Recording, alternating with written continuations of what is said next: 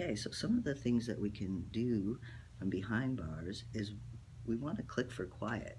So what you can do is stand in front of the dog's kennel, and if they're quiet, you want to click, and then you can toss a treat in there, or you can feed from your hand.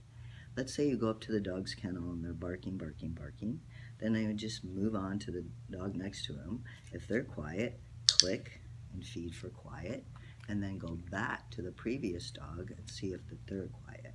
So we can train a whole row or a whole department of dogs pretty quickly using the click for quiet. The other thing that we can teach them is what I like to do is called hand targeting. So we want to teach our dogs to come up and touch our hand, that hands are good. So we want to not have any food in our hand, and we want to teach the dog that when they touch our hand, I click and then I feed. So I'm clicking for the minute that the dog touches my hand, and when she does, I feed. Let's say that our dog doesn't want to touch our hand.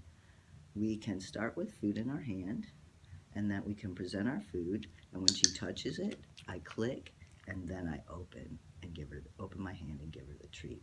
So again, if they're not actively touching our hand in the beginning, we just want to hold food in our hand, present it at the bar.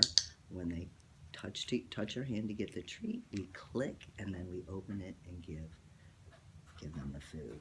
Eventually, the hand targeting should be, I just open my hand, when they click, then I feed. So our end goal is not to have any food in our hand.